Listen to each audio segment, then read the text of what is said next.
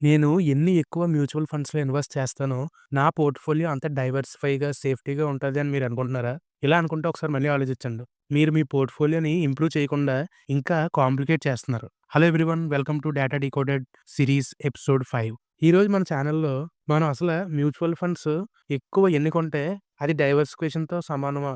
అనేది ఇప్పుడు మనం ఈరోజు ఈ వీడియోలో క్లియర్‌గా చూద్దాం. మీకు అనిపించొచ్చు ఎక్కువ ఫండ్స్ ఉంటే నా డైవర్సిఫికేషన్ పెరుగుతుంది. ప్లస్ సేఫ్టీగా కూడా ఉంటుందని. ఎందుకంటే ఏదో ఒక ఫండ్ ఎలా అయినా బాగా పెర్ఫార్మ్ అయితే చేస్తుంది. ఎక్కువ రిటర్న్స్ కూడా ఇస్తుంది. కానీ యాక్చువల్‌గా ఎక్కువ ఫండ్స్ తీసుకోవడం వల్ల ఓవర్‌లాప్ అవుతుంది. ఇంకా మీకు అసలు డైవర్సిఫికేషన్ దొరకదు. రండి ఈ మిత్‌ని మనం ఒక డేటాతో అర్థం చేసుకుందాం. ఇక్కడ మనం డేటా అనాలిసిస్ చేస్తే ఇప్పుడు ఫ్లెక్సీ క్యాప్ కేటగిరీలో చాలా ఫేమస్ అయిన ఒక ఫండ్ మనకందరికీ తెలిసిందే. అదే Parag Parikh flexi cap fund. నేను ఇదే కేటగిరీ నుండి రెండో వెల్ నోన్ ఫండ్ అయిన హెచ్‌డీఎఫ్‌సీ ఫ్లెక్సీ క్యాప్ అయితే తీసుకుంటా. సో, నవంబర్ 2025 ఫ్యాక్ట్ షీట్ ప్రకారం ఈ రెండిటిల్లో 21 కామన్ కంపెనీస్ అయితే ఉన్నాయి. అంటే 2 ఫండ్స్ ఆ 21 స్టాక్స్‌లోనే ఇన్వెస్ట్ చేస్తున్నాయి. సో, ఇలా 21 కంపెనీస్ అయితే మ్యాచ్ అయ్యాయి గదా!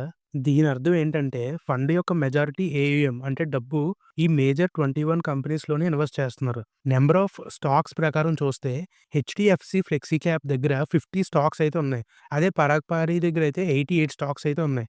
హెచ్‌డీఎఫ్‌సీ దగ్గర ఎక్కువ స్టాక్స్ లేకపోయినా 2 పోర్ట్‌ఫోలియోస్ మెజారిటీ ఈ స్టాక్స్‌ని కవర్ చేస్తున్నాయి. సో, ఎవరైనా ఇన్వెస్టర్ ఈ 2 ఫండ్స్‌లో ఇన్వెస్ట్ చేస్తుంటే అతను మెజారిటీ అలొకేషన్ సేమ్ కంపెనీస్‌లోనే తీసుకుంటున్నారని అర్థం. సో, యాక్చువల్‌గా ఏం చెప్పాలంటే మనం సేమ్ కేటగిరీలో ఎక్కువ ఫండ్స్ ఉంచుకుంటే ట్రాకింగ్ ప్రాసెస్ చాలా కాంప్లెక్స్ అయిపోతుంది.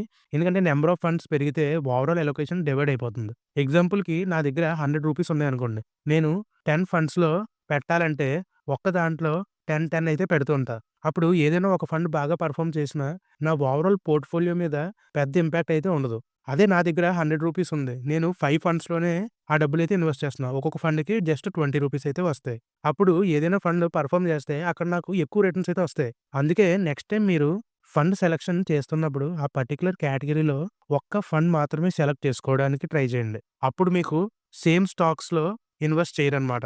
డైవర్సిఫై చేయాలంటే డిఫరెంట్ మ్యూచువల్ ఫండ్ కేటగిరీస్‌తో డైవర్సిఫై చేయడం ఎప్పుడూ మంచిదే. సో, ఇది ఎలా చేయాలి? ఇంకా మ్యూచువల్ ఫండ్స్‌లో ఏ ఏ కేటగిరీలు ఉన్నాయి అనేది నేను అప్‌కమింగ్ వీడియోస్‌లో కవర్ చేస్తాను. సో, ఇలాంటి ఇన్వెస్టింగ్ రిలేటెడ్ వీడియోస్ కోసం మా ఛానెల్ సబ్స్క్రైబ్ చేసుకోండి. అండ్ ఈ వీడియోస్‌ని మీ ఫ్రెండ్స్ అండ్ ఫ్యామిలీస్‌కి అయితే షేర్ చేయండి.